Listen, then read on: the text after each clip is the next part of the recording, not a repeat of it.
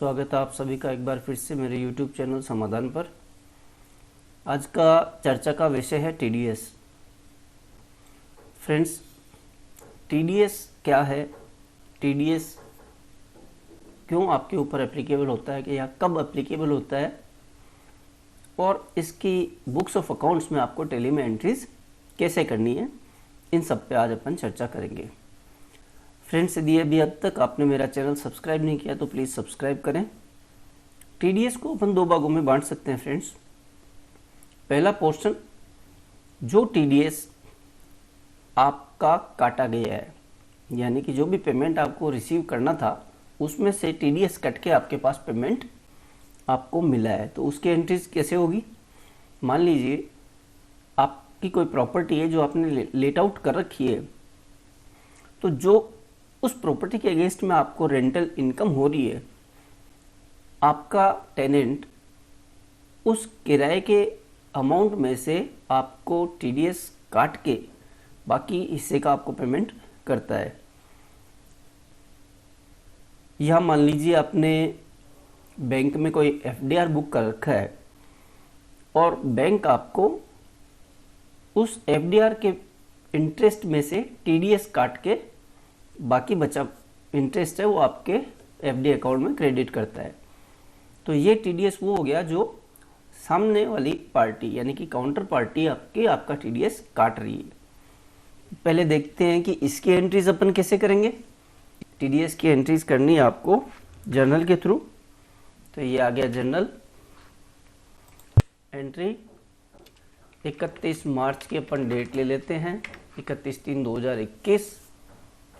TDS जो है वो आपका ग्रुप इसका आएगा करंट असेट्स का, क्योंकि ये आपकी एक असेट है। तो TDS का लेजर अपन ने ओपन किया हुआ है मैंने पहले से, इसमें ये TDS हो गया। इसका आप ग्रुपिंग देखेंगे तो मैंने दे रखा है इसको करंट असेट्स में। ये आपको करंट असेट्स में ग्रुपिंग करनी है इसकी। जितना भी TDS कटा है, मान लीजिए आपका किराए में से TDS कटा है, तो जब आप किराए की एंट्री बुक करते हैं, अब किराया भी आप दोस्तों दो तरीके से कर रहे हैं आजकल GST में आने के बाद। यदि आपके ऊपर GST एप्लीकेबल है तो आप रेंट का जो बिल देंगे आपके टेनेंट को, उसमें GST भी ऐड करके देंगे, और यदि आप पे GST एप्लीकेबल नहीं है तो सिर्फ आप रेंट का बिल देंगे। तो मान लीजिए रेंट में आपका टेनेंट है, अपन मानते हैं ABC आपका टेनेंट है, और आपने इसको 40,000 रुपये पर मंथ के हिसाब से आपकी कोई शॉप या शोरूम इसको किराए पे दिया हुआ है। तो ये 40,000 रुपये से आप इसको डेबिट कर देंगे। क्रेडिट करेंगे आप रेंट रिसीव्ड का, अपन लेजर ओपन कर लेते हैं। रेंट रिसीव्ड जो आपकी हो गई इनडायरेक्ट इनकम, इसको कर देते हैं सेव। 40,000 रुपये आपने रेंट रिसीव्ड में क्रेडिट कर दिया। ये तो हो गई सिंपल एंट्री, जबकि TDS सामने वाला बंदा नहीं काटता है। 40,000 रुपये किराया है, वो 40,000 रुपये आपको पेमेंट कर देगा। लेकिन जब वो 40,000 का पेमेंट नहीं करता है, पूरा TDS काट के करता है, तो आपके पास दो ऑप्शन है एंट्री करने के, कि आप पहला तो ये है कि आप इसको 40,000 से पूरा डेबिट कर दें और रेंट को रिसीव कर लें। इसके बाद आपको एक अलग से एंट्री पास करनी है, इसको सेव कर देते हैं। सेकंड एंट्री आपको पास करनी पड़ेगी। 40,000 पे मान लीजिए 10% से 4,000 रुपये TDS आपके किराए में से कटा है, तो आप TDS डेबिट करके ABC को क्रेडिट कर देंगे 4,000 रुपये से। नरेशन में आप डाल देंगे being TDS deducted on so and so amount. ये TDS जो आपका इस तरीके से पूरे साल भर में इकट्ठा होता जाएगा। ईयर एंड में जब आप देखेंगे 4,000 रुपये मान लीजिए एक महीने के कट रहे हैं, तो पूरे फाइनेंशियल ईयर में 12 महीने के आपके 48,000 TDS कटेगा। तो जब आप आपकी इनकम टैक्स की रिटर्न फाइल करेंगे, 26AS आप व्यू करेंगे, तो आपको ये 48,000 आपके TDS का अमाउंट डिपॉजिट किया हुआ मिलेगा आपके पैन नंबर के अगेंस्ट में। अब आपकी यदि टैक्स की लाइबिलिटी बनती है इस अमाउंट से ज़्यादा, तो आपको ये 48,000 माइनस करके बाकी का टैक्स का पेमेंट आपको करना है। इससे कम बनती है तो आपका रिफंड क्लेम हो जाएगा, और यदि बिल्कुल भी आपकी टैक्स लायबिलिटी नहीं बनती है तो पूरे का पूरा TDS आपको रिफंड आप क्लेम कर सकते हैं और आपके बैंक अकाउंट में क्रेडिट हो जाएगा आपकी ITR की प्रोसेसिंग होने के बाद में, वो आपको पता ही होगा दोस्तों। तो ये एंट्री अपन ऐसे कर सकते हैं, इसके बजाय आप एक ही एंट्री में कर सकते हैं सारी चीज़ें। उसके लिए आप क्या करेंगे, आप ABC को डेबिट करेंगे TDS का अमाउंट छोड़ते हुए। मान लीजिए 40,000 किराए में से आपको ABC से नेट जो है वो आएगा 36,000 का पेमेंट, 4,000 रुपये आपने TDS में कर दिया और रेंट रिसीव्ड कर देंगे आप 40,000 रुपये। तो इसका आप इफ़ेक्ट देखेंगे तो इफ़ेक्ट है उसका वही सेम है दोनों का, सिर्फ हर व्यक्ति की अपनी अपनी प्रैक्टिस होती है कि वो किस तरीके से एंट्रीज करता है। यहाँ पे मैंने दोनों तरीके हैं वो डिस्कस किए, जैसे आपको सूट करे, जैसे आपको सुविधा हो या जो आपका स्टाइल है उस तरीके से आप कर सकते हैं, कोई इशू नहीं है इसमें। तो ये हो गया पहला केस अपना, जबकि TDS आपका सामने वाले के द्वारा काटा जा रहा है। दूसरा आपका इसमें बनता है कि आपकी लायबिलिटी है TDS काटने की। आपको जब किसी को पेमेंट करना है तो आप TDS काट के पेमेंट करेंगे। तो पहले जो आपका कट रहा है TDS सामने वालों के द्वारा वो आपके करंट असेट्स।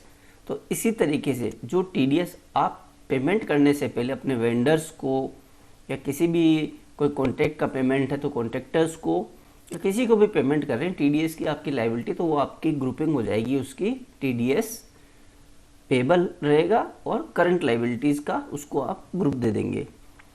अब फ्रेंड्स यदि आपके यहाँ पे जहाँ भी आप काम कर रहे हैं अकाउंटिंग में आप देखते हैं कि सिर्फ एक ही तरीके का TDS आपका कट रहा है, मोटा मोटी जो काम में आता है अधिकतर अकाउंटिंग सेक्टर में, वो मैं बता देता हूँ कि जैसे आपने कोई आपका शोरूम है या शॉप है या ऑफिस है वो आपने किराए पे ले रखा है और उसका जब आप पेमेंट करेंगे तो आपकी लायबिलिटी TDS का पेमेंट काटने की।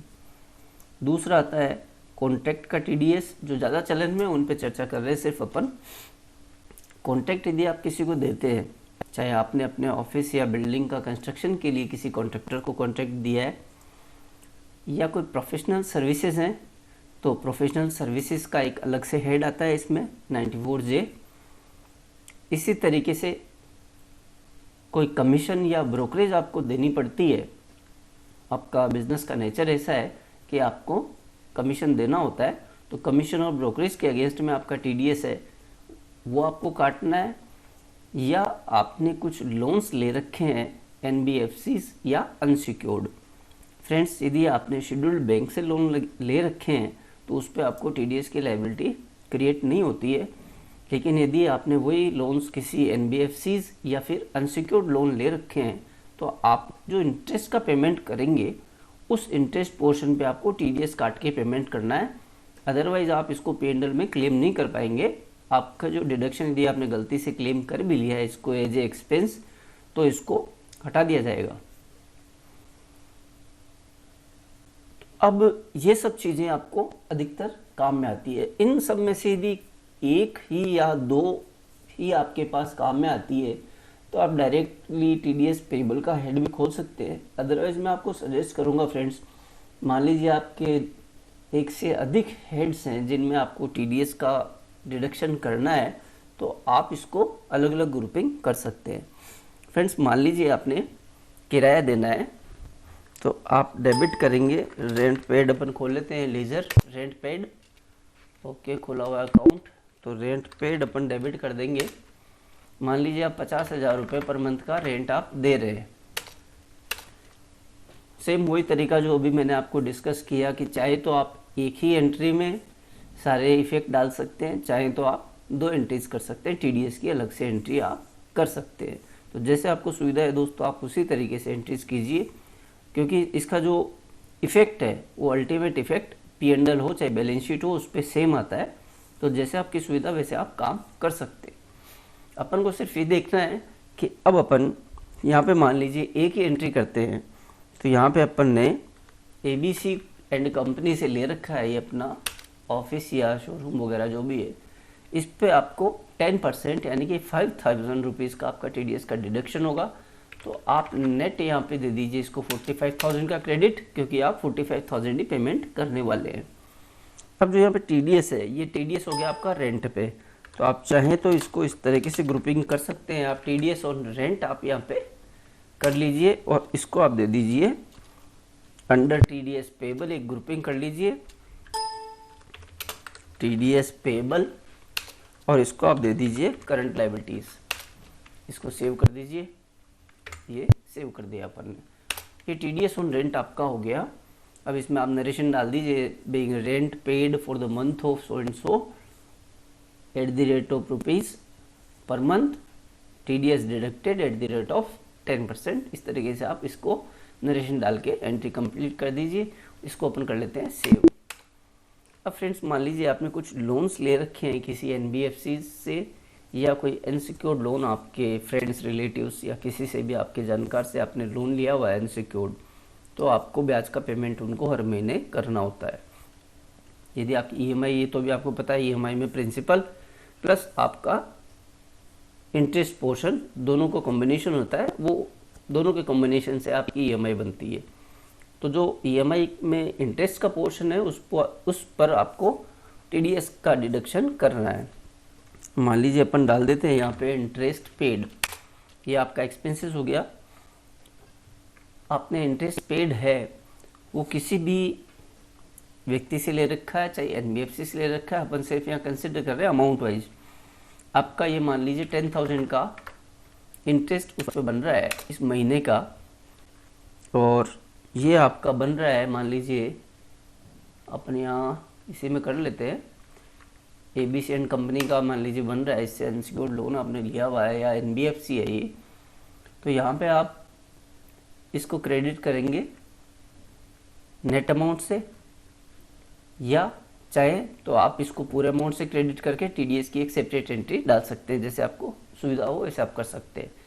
इंटरेस्ट पे फ्रेंड्स 10% की रेट है, तो यहाँ पे 10% से हो गया 1,000 रुपीज़। यहाँ आप इसको क्रेडिट दीजिए 9,000 का।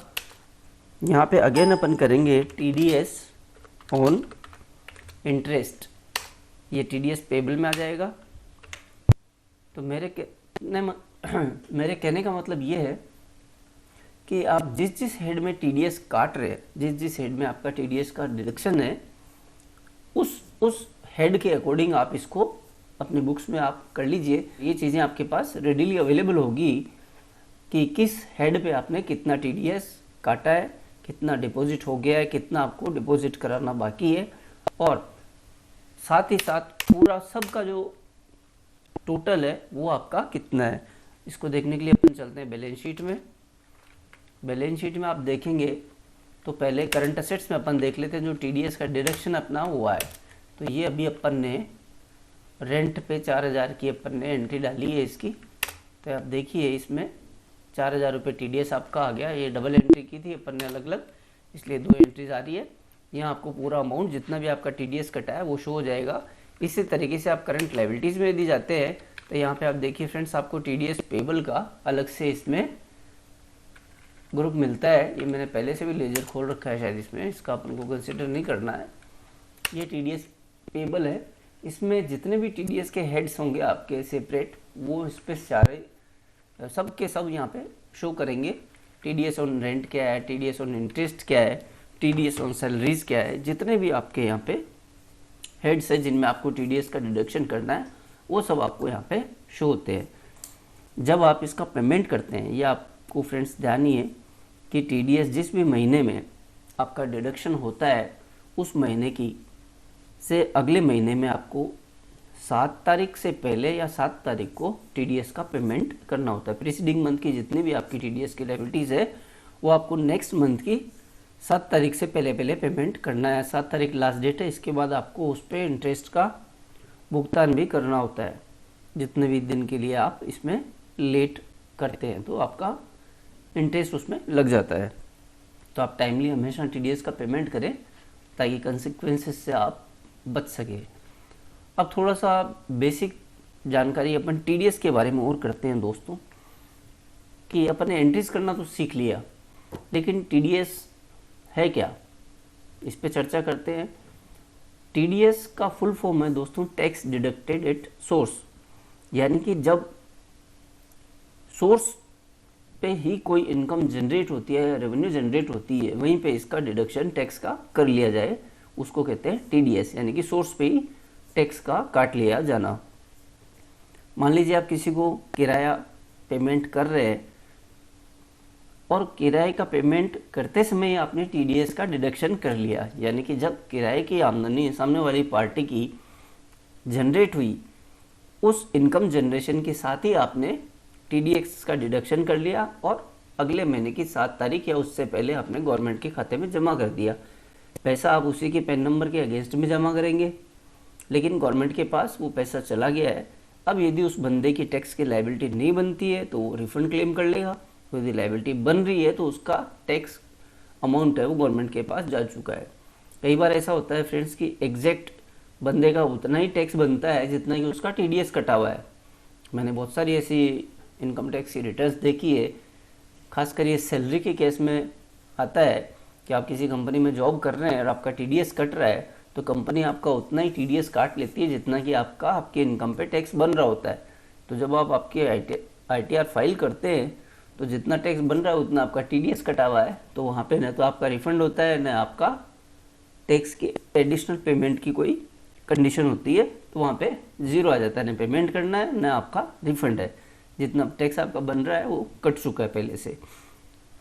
तो ये टीडीएस का इसमें अब सरकार ने ये जो लागू किया है टीडीएस, इसका सबसे बड़ा मकसद है टैक्स का इवेजन जो होता है उसको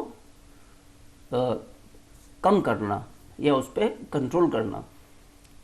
यदि आप मान लीजिए किसी को पेमेंट करते हैं और आपने उसका टीडीएस का डिडक्शन करने की आपकी लायबिलिटी नहीं है, क्योंकि गवर्नमेंट ने लायबिलिटी किस पे डाली है, जो पेमेंट कर रहा है। तो जाहिर सी बात है कि आप पेमेंट कर रहे हैं तो आप किसी तरह के कंसिक्वेंसेस या गलत काम नहीं करना चाहेंगे। आप उसका जितना पेमेंट करेंगे आप उसका टीडीएस काट के ही पेमेंट करेंगे। अब यदि मान लीजिए ऐसी लायबिलिटी गवर्नमेंट के द्वारा नहीं डाली गई होती तो आप उसको किराए का पूरा अमाउंट है वो पेमेंट कर देते, अगला बंदा हो सकता है कि उस अमाउंट को अपनी आईटीआर फाइल ही ना करे, दिखाए ही ना।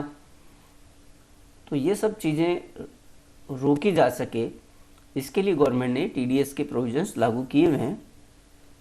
तो टैक्स डिडक्टेड एट सोर्स सभी अकाउंटेंट्स के लिए बहुत ही इम्पोर्टेंट टॉपिक है जिसका ध्यान होना, क्योंकि डे टू डे वर्किंग में दोस्तों ये काम आता है टीडीएस, तो आपको इसके बारे में जानकारी होना ज़रूरी है।